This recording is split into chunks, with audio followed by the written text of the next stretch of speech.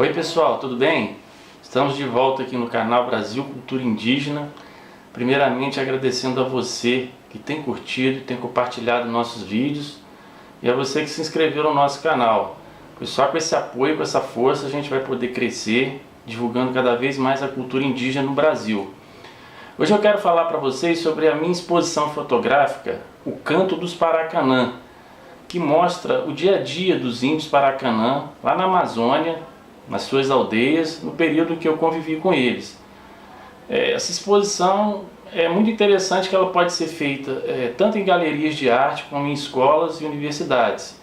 E além do mais, eu tenho feito também uma coisa muito legal, que são as visitas guiadas, onde eu explico para os visitantes cada fotografia e contextualizando as fotos e enriquecendo ainda mais o conhecimento do público.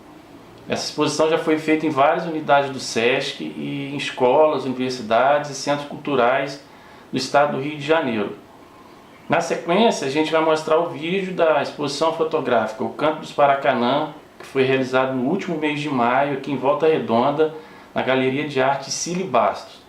Eu sou ambientalista, sou aqui de Volta Redonda, sou compositor, e em 1991 eu fui convidado a participar desse projeto. Quem me convidou acreditava que a partir do momento que a gente começasse a mexer com a cultura dos índios, o projeto no todo iria deslanchar, porque na verdade esse projeto é o Programa Paracanã, que é um projeto de ressarcimento aos índios, pelos prejuízos socioeconômicos e culturais que eles tiveram com o contato desordenado com a nossa sociedade, principalmente por causa da hidrelétrica de Tucuruí, e anteriormente devido à construção da Transamazônica, que invadiu a terra deles, enfim, causou uma série de transtornos para os índios. Esses índios, eles são nômades, então o território é uma coisa importantíssima para eles. Então esse convite me foi feito para a gente tentar, através da cultura, dar uma melhorada no projeto, porque o projeto já tinha recursos financeiros, recursos materiais e tudo, mas os índios estavam ainda muito desmotivados com o projeto, porque todo esse contato deles com a nossa sociedade, principalmente sendo um contato desordenado, causa muito trauma, para os índios, um trauma psicológico, um trauma físico, material, então.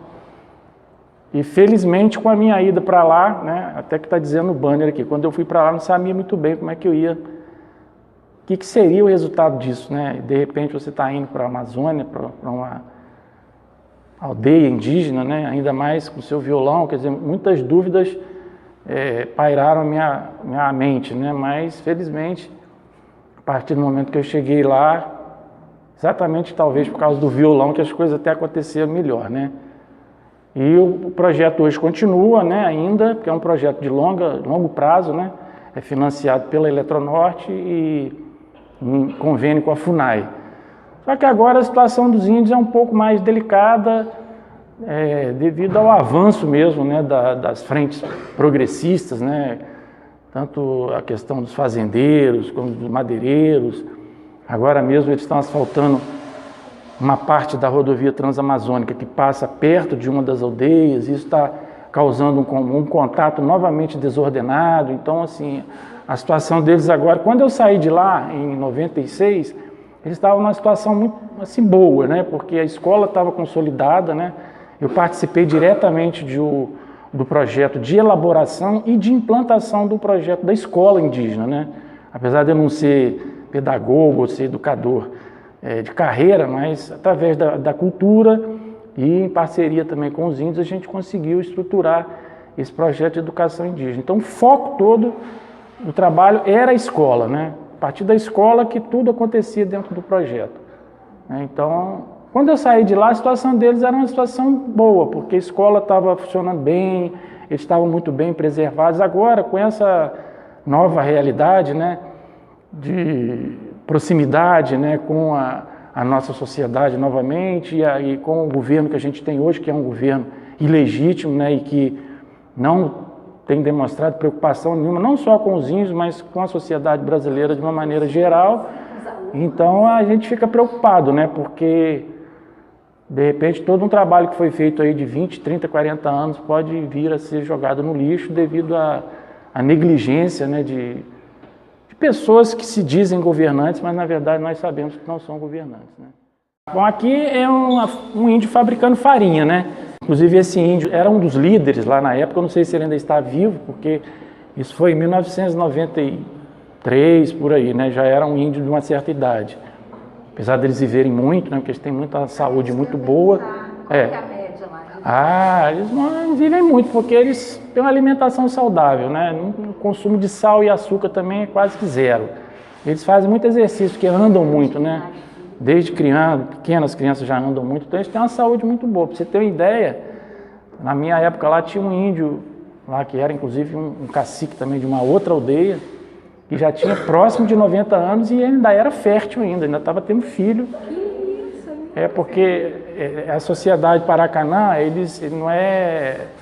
os índios podem ter, alguns índios podem ter mais de uma mulher, né? Então esse índio, que era um cacique, que era uma liderança, né?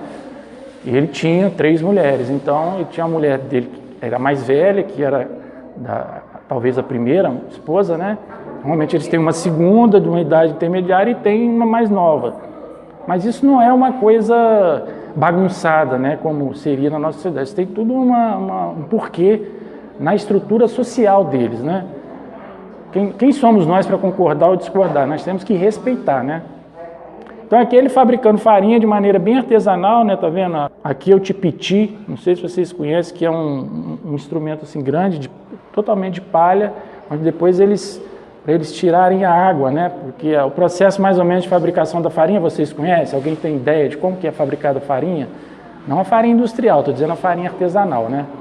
Eles pegam a mandioca, que não é o aipim, que vocês comem de tira-gosto no barzinho, não é o aipim, é outro tipo de mandioca, né? Mandioca brava, que eles chamam. Aí ela fica de molho, né? Alguns dias, aí amolece, aí eles amassam, né? Levam para esse tipiti aqui, aí espreme assim, um negócio comprido, que eles vão espremendo, vão tirando a água, aí depois eles peneiram, tá vendo? Aí eles separam isso que eles chamam de polvilho, né? Que é um fininho, que faz beiju, né? Eles não tinham muito essa prática, não, porque o foco deles era fabricar farinha, né?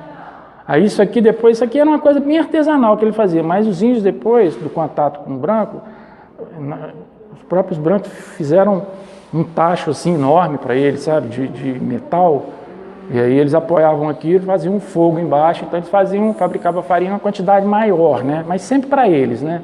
Eles não comercializavam nada. É uma foto interessante porque essa habitação também eram as habitações bem tradicionais deles. Depois vocês vão ver em outras fotos que o próprio projeto que eu trabalhei, nós providenciamos umas habitações melhor para eles, né? De madeira, tudo.